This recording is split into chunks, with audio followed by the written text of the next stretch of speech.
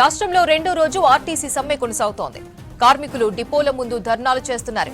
ఇవాళ కూడా బస్సులు డిపోలకే పరిమితమయ్యాయి. ఇవాల్టి నుంచి మహాధర్నాలు చేయాలని ఆర్టీసీ జేఏసీ నిర్ణయించింది. ప్రభుత్వం యాజమాన్యం చర్చల పేరుతో కార్మికులను ప్రజలను తప్పుదారి పట్టిస్తోందన్నారు ఆర్టీసీ జేఏసీ నేతలు. వెంటనే ఆర్టీసీని ప్రభుత్వంలో విలీనం చేయాలని డిమాండ్ చేస్తున్నారు. 30% తగ్గకుండా పీఆర్సీ అమలు చేయాలంటున్నారు. హైదరాబాద్ లో ప్రైవేట్ ఎలక్ట్రిక్ బస్సులను రద్దు చేయాలంటున్నారు ఆర్టీసీ జేఏసీ నేతలు. కార్మిక సంఘాలను పునరుద్ధరించి వెంటనే గుర్తింపు సంఘం ఎన్నికలు నిర్వహించాలని డిమాండ్ చేస్తున్నారు. సమస్యలు తీరే వరకు సమ్మె కొనసాగిస్తామని తేల్చి చెబుతున్నారు ఆర్టీసీ జేఏసీ నేతలు. ఆర్టీసీ రెండో రోజు సమ్మెపై మరింత సమాచారం హరిత లైవ్ లో అందిస్తారు. హరిత, ఆర్టీసీ సమ్మె ప్రభావం ఎలా ఉంది? ఇటు హైదరాబాద్ వ్యాప్తంగా ఆర్టీసీ రెండో రోజు సమ్మె కొనసాగుతోంది. ప్రశాంతంగా మనకు సమ్మె కొనసాగుతున్న సిచ్యువేషన్స్ చూడొచ్చు. ప్రజెంట్ నేను ఎంజీబీఎస్లో ఉన్నాను. సమస్యల పరిష్కారానికి ఇటు ఆర్టీసీ జేఏసీ నిన్నటి నుంచి కూడా సమ్మెకు దిగింది. ఈరోజు మహాధర్నా పేరుతో ఇటు పలు డిపోల ముందు కూడా ఇటు ఆ కార్మిక సంఘాలు నిరసన వ్యక్తం చేస్తున్నాయి. అయితే రాష్ట్ర వ్యాప్తంగా కూడా దాదాపు 10,000 బస్సులు ప్రతిరోజు రాకపోకలు సాగిస్తున్నాయి. ఈ సమ్మె కారణంగా ఎక్కడికక్కడ డిపోలకే బస్సులు పరిమితమైన పరిస్థితులు మనం చూడొచ్చు. ప్రజెంట్ ఎంజీబీఎస్ మొత్తం కూడా కొంత వెలవెలబోతున్న సిచ్యువేషన్ ఉంది. అయితే ప్రస్తుతం ఇటు జేబీఎం కంపెనీకి సంబంధించిన ఎలక్ట్రిక్ బస్సులు కావచ్చు, దాంతోపాటు కొన్ని అద్దె బస్సులు మనకు హైదరాబాద్ నుంచి జిల్లాలకు రాకపోకలు సాగిస్తున్నాయి. దాంతోపాటు ఏపీకి చెందిన కొన్ని బస్సులు కావచ్చు, కర్ణాటకకు చెందిన బస్సులు అడపదడప కనిపిస్తున్న సిచ్యువేషన్ మనం చూడొచ్చు. ముఖ్యంగా రాష్ట్ర వ్యాప్తంగా కూడా ఆర్టీసీ ఉద్యోగులు ఇటు సమ్మె పిలుపు కారణంగా ఇటు ప్రయాణికులు కూడా ఆల్టర్నేట్ ట్రాన్స్పోర్ట్ని వినియోగిస్తున్న విజువల్స్ మనం కనిపిస్తున్నాయి. ముఖ్యంగా హైదరాబాద్ నుంచి జిల్లాలకు వెళ్లే వారికి కొంత ఇబ్బంది అయితే ఏర్పడుతోంది. సిటీలో మనకు చూసుకుంటే మెట్రో రైల్ కావచ్చు, ఇతర ట్రాన్స్పోర్ట్తో ఆల్టర్నేట్గా వెళ్తున్న సిచ్యువేషన్ అయితే ఉంది. ముఖ్యంగా హైదరాబాద్లో అయితే కొంత ప్రశాంతంగా ఈ సమ్మె కొనసాగుతున్న సిచ్యువేషన్ అయితే కనిపిస్తోంది. ముఖ్యంగా నిన్నటి నుంచి కూడా కార్మిక సంఘ జేఏసీ నాయకులు మహాధర్నాకి పిలుపునిచ్చారు. ఈరోజు ఉదయం 5 గంటల నుంచి కూడా పలు డిపోల ముందు నిరసన వ్యక్తం చేస్తున్న సిచ్యువేషన్ ఉంది. ముఖ్యంగా కార్మికులు కోరుతున్న ప్రధాన 32 డిమాండ్లలో 29 డిమాండ్లు తీర్చేందుకు ఇటు ప్రభుత్వం సిద్ధంగా ఉందని పదే పదే చెప్తోంది. ప్రధాన 3 డిమాండ్లకు సంబంధించి ఇక్కడ పేచి వస్తున్న సిచ్యువేషన్ మనం చూస్తున్నాం. నిన్నటి నుంచి కూడా ఇటు ప్రభుత్వము కావచ్చు, ఇటు ఆర్టీసీ ఎండీ కూడా ఒకటే చెప్తున్నారు, విధులు నిర్వహించాలి, ప్రజలకు ఇబ్బందులు కలగకుండా ఆర్టీసీ ఉద్యోగం డ్యూటీస్ చేయాలని కూడా కోరుతున్నారు. దాదాపు ఇటు ఆర్టీసీ జేఏసీ కోరిన 32 డిమాండ్ల విలువ దాదాపు 35,000 కోట్లది కాబట్టి ఆర్థికపరమైన అంశాలు ఉన్నాయి కాబట్టి కొంత సమయం కావాలని కూడా ఇటు ప్రభుత్వం కోరుతోంది. ముఖ్యంగా ఇటు ప్రభుత్వం ఆర్టీసీ డిమాండ్ల పైన ఒక సీనియర్ కమిటీ కూడా ఏర్పాటు చేసిన నేపథ్యంలో ఇటు దానిపైన కూడా మరోపక్క ఇంటర్నల్ మీటింగ్స్ కూడా ప్రభుత్వం నిర్వహిస్తోంది. ముఖ్యంగా కార్మికులు ప్రధానంగా కొన్నేళ్ల నుంచి పెండింగ్లో ఉన్న బకాయిలు కావచ్చు, దాంతోపాటు ప్రభుత్వంలో ఆర్టీసీ ఉద్యోగులుగా తీసుకోవాలని ప్రధాన డిమాండ్తో పాటు ఇటు ఎలక్ట్రిక్ బస్సుల తగ్గించాలి, మరొక వైపు ఇటు పెండింగ్ బకాయిలు పీఆర్సీ కావచ్చు, దాంతోపాటు సీసీఎస్ బకాయిలు, రిటైర్డ్ ఉద్యోగులకు ఇవ్వాల్సిన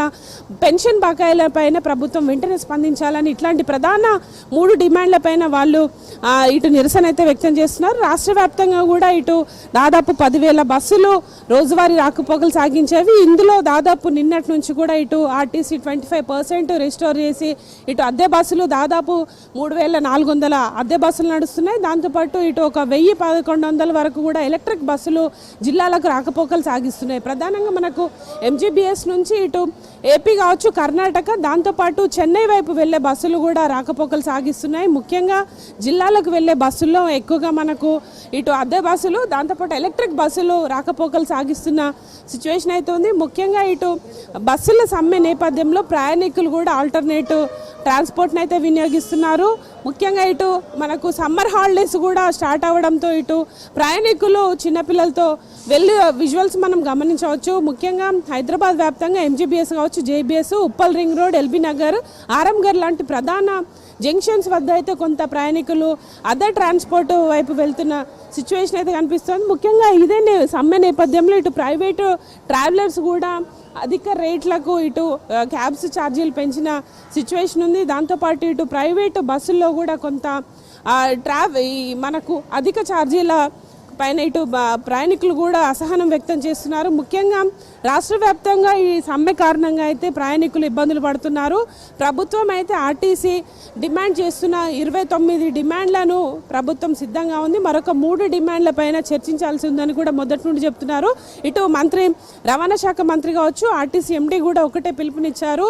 ప్రజలకు ఇబ్బందులు కలగకుండా ఇటు కార్మికులు విధులను నిర్వహించాలి. దాంతోపాటు ఈ సమస్యల పరిష్కారానికి కొంత గడువు, మరొక 4 వారాల గడువు ఇవ్వాలని కూడా కమిటీ కొనసాగుతోంది. కాబట్టి చర్చలను కొనసాగించాలి. అర్ధాంతరంగా ఈ సమ్మెకు విరమించాలని కూడా ఇటు ప్రభుత్వం నుంచి కూడా పిలుపు వస్తున్న సిచ్యువేషన్లో ఇటు కార్మికులు మాత్రం పట్టుబట్టి సమ్మెకు అయితే కొనసాగిస్తున్నారు. ఈరోజు 2వ రోజు రాష్ట్ర వ్యాప్తంగా ప్రశాంతంగా సమ్మె అయితే కొనసాగుతోంది. సమ్మె ఎఫెక్ట్ మనకు ప్రధాన బస్టాండ్లో మనం చూడొచ్చు.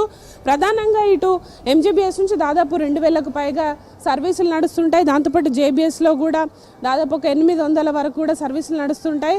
ఎక్స్ప్రెస్ కావచ్చు, దాంతోపాటు పల్లె వెలుగు, సూపర్ లగ్జరీ బస్సులు రెగ్యులర్గా రాకపోకలు సాగిస్తుంటాయి. అయితే ముఖ్యంగా మహాలక్ష్మి పథకం రాష్ట్ర వ్యాప్తంగా సక్సెస్ఫుల్గా అమలవుతున్న నేపథ్యంలో మహాలక్ష్మి వినియోగించుకుంటున్న వారికి కూడా ఎలాంటి ఇబ్బందులు కలగకుండా ఈ సమ్మె నేపథ్యంలో టికెట్లు వసూలు చేస్తున్న అనే ఆరోపణల నేపథ్యంలో ఇటు ప్రభుత్వం కూడా స్పందించింది. దాంతోపాటు ఆర్టీసీ ఎండీ కూడా ఒకటే చెప్తున్నారు, ఎక్కడ కూడా మహాలక్ష్మి బస్సుల్లో ఎట్లాంటి టికెట్లు తీసుకోవట్లేదని కూడా చెప్తున్నారు.